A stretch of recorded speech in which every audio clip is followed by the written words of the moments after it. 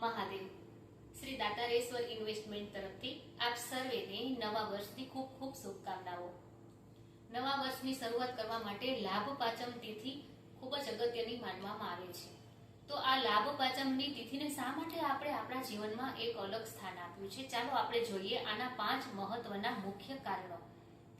સર્વપ્રથમ તો લાભ પાંચમ એ ગણપતિ દાદા સાથે સંકળાયેલ છે, કારણ કે ગણપતિ દાદાના પુત્રનું નામ લાભ હોય તો આપણે કોઈ પણ કાર્યની જ્યારે શરૂઆત કરીએ ત્યારે ગણપતિ દાદાને આપણે આહ્વાન કરીએ છીએ।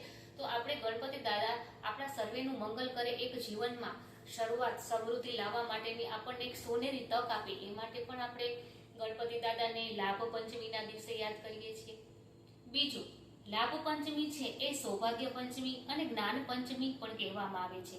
આપણે દિવાળીના આ તહેવારોમાં ગણપતિ દાદા લક્ષ્મીજીનું પૂજન કરીએ છીએ, પરંતુ લાભ પંચમીના દિવસે ખાસ પુસ્તકોનું પૂજન કરવામાં આવે છે। આ રીતે જ્ઞાનની દેવી સરસ્વતી માનું પણ પૂજન કરવામાં આવે છે।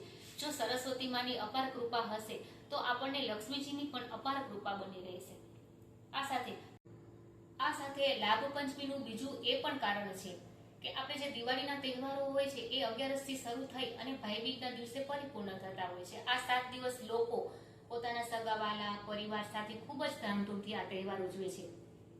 જો ભાઈબીજ પછી તરત જ પોતાના જે રેગ્યુલર પોતાના નિયમિત જીવનની ઘટમાળ જો શરૂ કરવા ચાહે તો આ માટે થોડોક એમને એક આરામ કરવાની પણ જરૂર પડે છે। આમે આપણી ગુજરાતી પ્રજા તહેવારો ઉજવે છે, પણ એની સાથે થોડોક એને તહેવારોનો એક થાક પણ ઉતારવાનો હોય, તો એક એવા ભાવ સાથે કે 3-4 દિવસ વ્યક્તિ પોતાના જીવનના જે શરૂઆત કરવા જઈ રહ્યા છે એમાં એને થોડોક વિરામ કરવાનો સમય મળે, એ માટે પણ ભાઈબીજથી લઈ અને લાભ પાંચમ આ 3 દિવસ દરમિયાન પણ એ પોતાના જીવનની એક ગોઠવણ કરી શકે, એ માટે પણ એક લાભ પંચમી નો દિવસ પણ એક જીવનની શરૂઆત કરવા માટે સર્વશ્રેષ્ઠ માનવામાં આવે છે।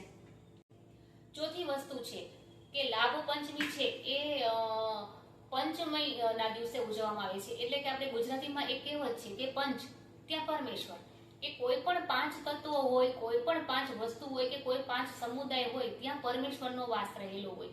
તો આ લાભ પંચમીની તિથિ છે તો ત્યારે પણ એક પરમેશ્વરનો વાસ હોય તો આપણને ત્યારે પણ આપણને પરમેશ્વરના આશીર્વાદ મળી રહે છે। અને પાંચમું, લાભ પંચમી સિવાય જે વિજયાદશમી છે, અક્ષય તૃતીયા છે, આ બધા તહેવારો એવા છે કે જે મુહૂર્ત જોવાની જરૂર પડતી નથી। કોઈ પણ સારું કાર્ય કરવા માટે આ મુહૂર્તો સર્વશ્રેષ્ઠ માનવામાં આવે છે। તો આ રીતે પણ આપણે લાભ પંચમી આપણા જીવનમાં એક અલગ સ્થાન ધરાવે છે। તો ચાલો દરેક લોકો પોતાના જીવનની એક નવી શરૂઆત, એક નવા ઉત્સાહ સાથે માં ભગવતી લક્ષ્મીજી અને માં સરસ્વતી બંનેના સમન્વય સાથે દરેકનું જીવન ખૂબ જ ધન ધાન્ય સુખ સમૃદ્ધિ અને શાંતિથી પરિપૂર્ણ રહે એવા આ લાભ પંચમીના દિવસે સર્વેને ખૂબ ખૂબ અભિનંદન। જય માતાજી, મહાદેવ।